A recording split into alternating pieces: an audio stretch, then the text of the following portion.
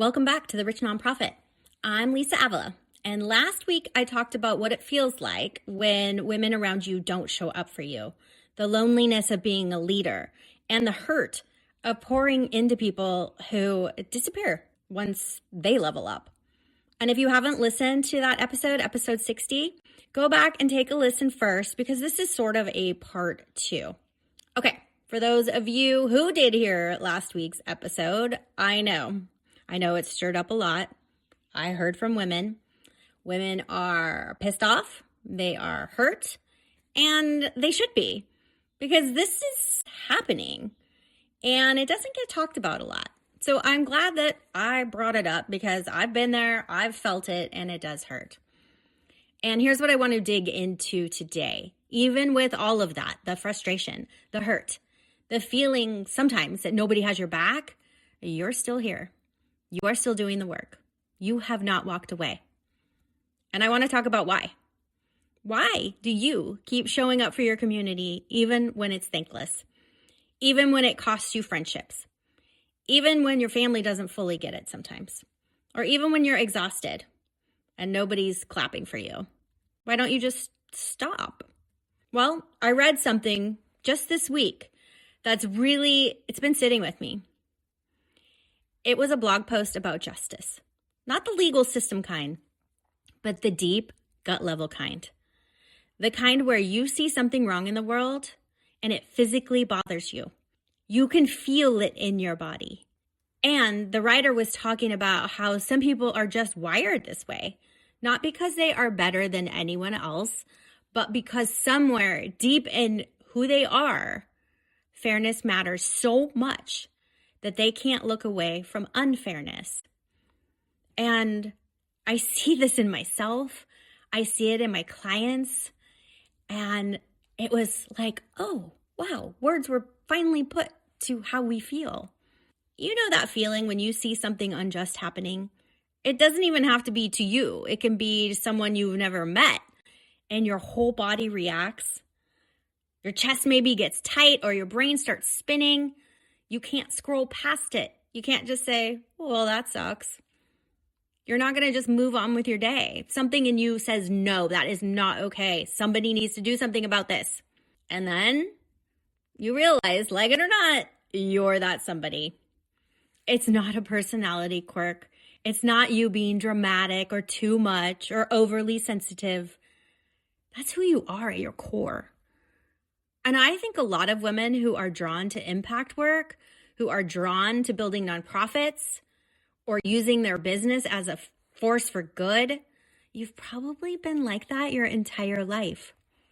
You were the kid who stood up for the other kid on the playground.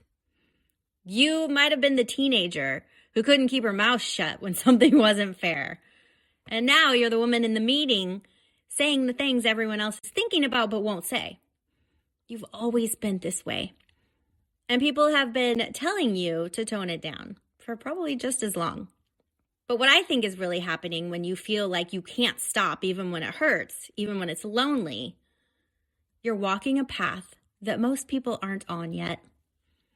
Not because you are better, not because you're more evolved, more enlightened, anything like that.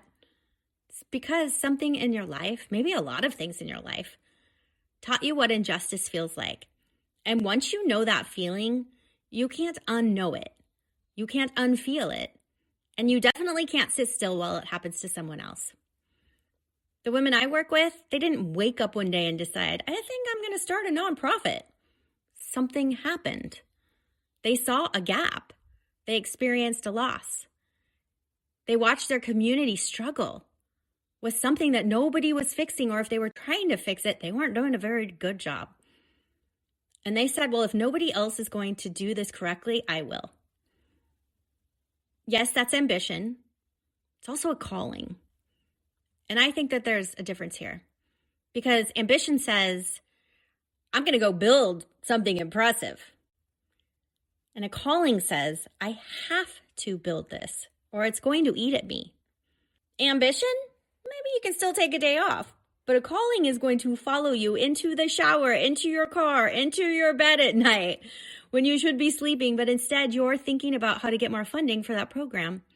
or how to reach more people, or why the city council still hasn't responded to your email.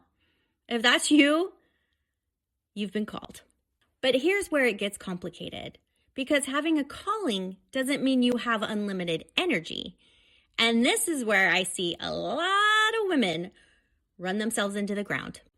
You feel the pull to do the work, you can't ignore it, so you say yes to everything. You take on everyone's stuff. You show up to every event, you respond to every message. You carry the weight of your community on your shoulders because somebody has to, and you've always been the somebody. And then you burn out. And when you burn out, you don't just lose your energy, you start to lose yourself. You start to resent the work that you love. You start to resent the people you're serving. Ouch, but needs to be said. Probably start resenting your team if you have one. And it's a terrible feeling because now you're not just exhausted, then you start to feel guilty for being exhausted and for feeling resentful.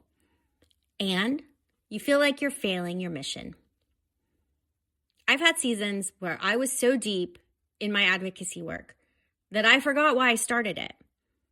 I was running and going, and I was getting tired and resentful that no one else would show up to school board meetings and no one else would speak to banning books.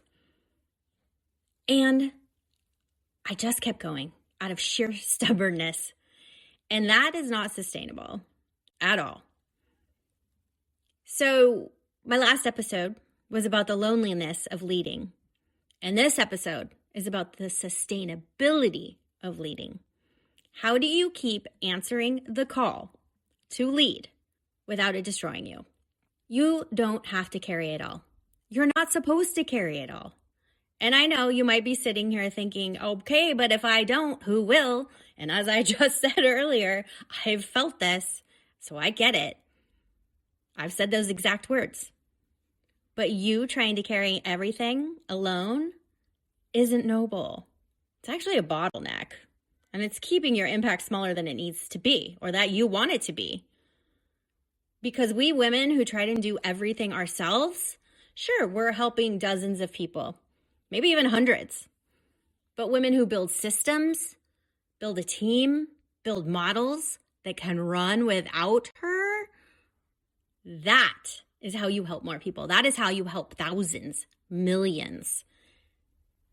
And it's also going to outlast you. That's what my 4P framework is about. Purpose, people, profit, philanthropy, your platform, your visibility. When all 4 of these are working together, you are not just surviving your calling. Ooh, that is not going to last. You are building an infrastructure around it. You're making it sustainable. You're making it scalable.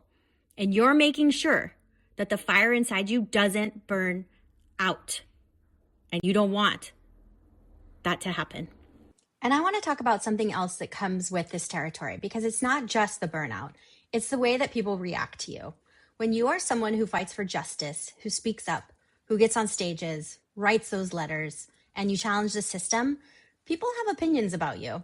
Some people are inspired, some are intimidated, and some feel flat out threatened. You know the ones I'm talking about. The ones who tell you, or say to a friend, wow, she's a lot. The ones who question your motives. Why is she really doing this? The ones who assume you must want something, attention, money, power, because they can't fathom that someone would put themselves out there purely because they believe it's right. And sometimes, and this connects right back to what I talked about last week, sometimes those people are in your own circle. They are the friends who get uncomfortable when you grow. They are the family members who wish you would just calm down. Or they're the colleagues who liked you better when you were quiet. And that reaction, it's not about you. It's about them. When someone says you should tone it down, what they're really saying is, you're making me uncomfortable with my own inaction. You standing up is a mirror, and not everyone likes what they see. So you have a choice. You can shrink down to make other people feel comfortable, or you can keep standing. But I think you already know which one you're going to choose, because you're still here. You're still listening, and you haven't stopped yet. If you are a woman who feels this pull, this deep, unshakable need to make things right, to fight for your community, to build impact, and to leave your community better than you found it, you are not alone. You are not too much. And you are not wrong for wanting to use your business, your platform, your voice, your life to create change. But you have to do it smart. You have to build the structure. You have to protect your energy. And you have to surround yourself with people who understand, who are in the arena with you, not watching from the side and critiquing your form. And you have to stop trying to do it all by yourself. If you know you are called to this and you want to build impact into your business, but you don't know how that structure would look or how it would work, this is exactly what I do with clients in my brand impact strategy. It's how we take the inside you and turn it into a framework. We take that vision and we make it real. The purpose, the people, the promise, the platform, all four working together. You can find out more. The link is in the show notes, or you can DM me on Instagram anytime and let's chat about it. And if this episode hit home, share it, send it to a friend. There are so many women out there who are feeling this, and I want them all to know they are not alone, that the impact that we are all creating is important. We are leaving legacy for ourselves, for our kids, and I want more women to find us, to know that they can keep growing their communities out of love. And I will see you next time on The Rich Nonprofit. Thanks for spending time with me today on The Rich Nonprofit. If this episode hit home for you, I bet there's a woman in your circle who needs to hear it also. Please share it with her. And don't forget to rate and review. It helps other women find me, and I appreciate it more than you know. And if you want to keep the conversation going, come on over and join us in Built for Bigger. It's my free Telegram community. We chat about strategy, business, life, mindset, and everything it takes to grow. The link is in the show notes. And I will see you next time.